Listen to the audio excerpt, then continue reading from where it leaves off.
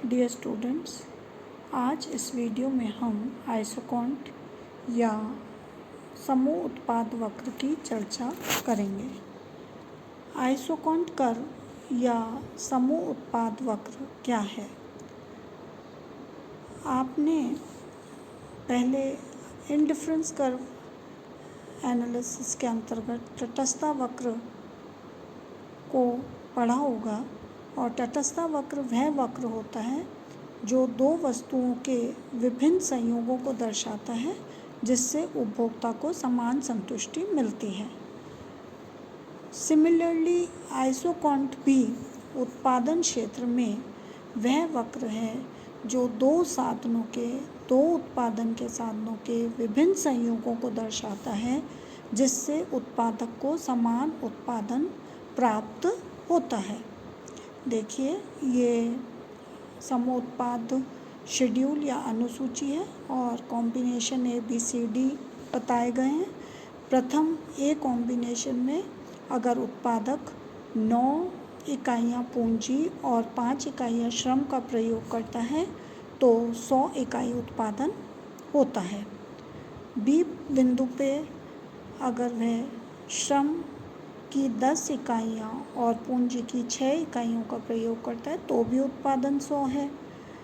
और आगे C point पे या सी कॉम्बिनेशन पे अगर वो पूंजी 4 इकाइयाँ प्रयोग करता है और श्रम की 15 इकाइयाँ का प्रयोग करता है तो भी 100 इकाई उत्पादन होता है। और डी बिंदु पे भी इसी तरह 3 इकाइयाँ पूंजी और 20 इकाइयाँ श्रम का प्रयोग करता है तो भी उत्पादन 100 है। तो आप देखिए कि पूंजी की मात्रा निरंतर बढ़ती जा रही है और श्रम घटती जा रही है और श्रम की मात्रा निरंतर बढ़ती जा रही है। और उत्पादक कोई सा भी कॉम्बिनेशन ले, उत्पादन समान 100 रहता है। तो इसी अनुसूची के आधार पर हम वक्र का निर्धारण या वक्र का निर्माण कर सकते हैं। देखते हैं किस प्रकार से एक्स इकाई पे श्रम की इकाइयाँ हैं और वाई अक्ष पर पूंजी की, और किस प्रकार से 9 और 5 ए बिंदु प्राप्त होता है, बी बिंदु पे 6 और 10 का कॉम्बिनेशन है, सी बिंदु पे 4 इकाइयाँ पूंजी और 15 इकाइयाँ श्रम है, और डी बिंदु पे इसी प्रकार 3 इकाइयाँ पूंजी और 20 इकाइयाँ श्रम हैं। और ये उत्पादक कोई से भी बिंदु पे रहे ABCD, उत्पादन स्थिर या 100 रहता है। तो इस प्रकार से समूह उत्पाद वक्र को अगर हम परिभाषित करें तो हम कह सकते हैं कि समूह उत्पाद वक्र वह वक्र है जो कि दो उत्पादन के साधन यानी कि पूंजी और श्रम के विभिन्न संयोगों को दर्शाता है जिससे उत्पादक को समान उत्पादन प्राप्त होता है। और हम देखते हैं कि ये समूह उत्पाद मानचित्र भी दर्शाता है कि जैसे जैसे समूह उत्पाद वक्र ऊंचा या ऊपर की ओर विवर्तित होता है तो वह अधिक उत्पादन का द्योतक होता है।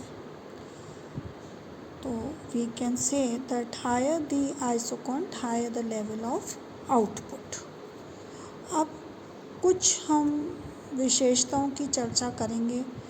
पहली विशेषता समूह उत्पाद वक्र की यह है कि वह नेगेटिवली इंक्लाइंड है या ऊपर लेफ़्ट से नीचे राइट और गिरता है। अगर हम ये A, B और C पैनल को देखते हैं तो इसमें हम देखते हैं कि दोनों उत्पादन के साधनों में वृद्धि हो रही है और किंतु फिर भी उत्पादन स्थिर है, समान है। और जो इस प्रकार से समूह उत्पाद वक्र मतलब वर्टिकल भी नहीं हो सकता, हॉरिजॉन्टल भी नहीं हो सकता और पॉजिटिवली इंक्लाइंड भी नहीं हो सकता। ये नीचे की ओर ही विवर्तित होता है नीचे की ओर ही इंक्लाइंड होता है, कि जिस पर हम देखते हैं कि ए बिंदु पे जब ओ सी और ओ एल लेबर है, कैपिटल और लेबर, अगर हम कैपिटल की मात्रा कम करते हैं ओ सी से ओ सी वन, तो हम लेबर की मात्रा ओ एल से ओ एल वन बढ़ाते हैं और उत्पादन समान रहता है। इस चित्र यह दर्शाता है कि अधिक साधनों का प्रयोग करने पर जब उत्पादन अधिक होता है तो आइसोकॉन्ट वक्र ऊपर की ओर विवर्तित होता है। इस चित्र में यह बताया गया है कि दो समोत्पाद वक्र एक दूसरे को नहीं काट सकते, क्योंकि हम देखते हैं कि जहाँ आई क्यू पर बी बिंदु पर उत्पादन है कम है आई क्यू 1 से एस बिंदु से, तो एस बिंदु पर जब अधिक है और बी बिंदु पर कम है उत्पादन, क्योंकि वो नीचे तटस्थ समोत्पाद वक्र पर है, तो जहाँ दोनों समोत्पाद वक्र काटते हैं वहाँ ये उत्पादन स्तर बराबर नहीं हो सकता। तो इस आधार पर हम कह सकते हैं कि दो समोत्पाद वक्र एक दूसरे को नहीं काटते।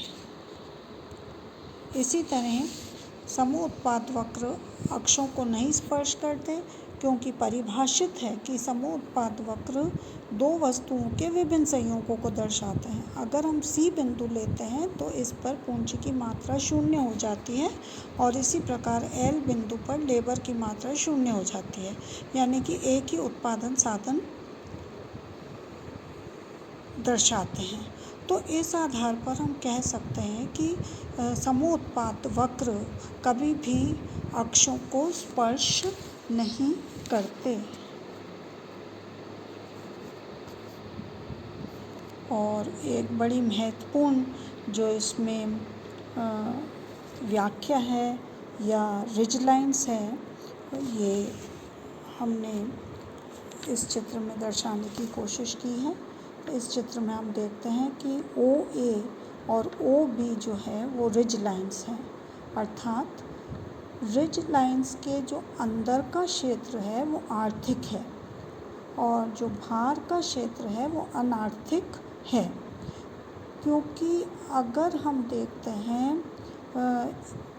ओ बी के राइट हैंड साइड में जो डॉटेड एरिया है उस पर श्रम की उत्पादकता सीमांत उत्पादकता 0 है, और इसी प्रकार हम ओ ए वक्र के जो लेफ्ट हैंड जो डॉटेड एरिया है उसको देखते हैं तो उधर पूंजी की उत्पादकता 0 है।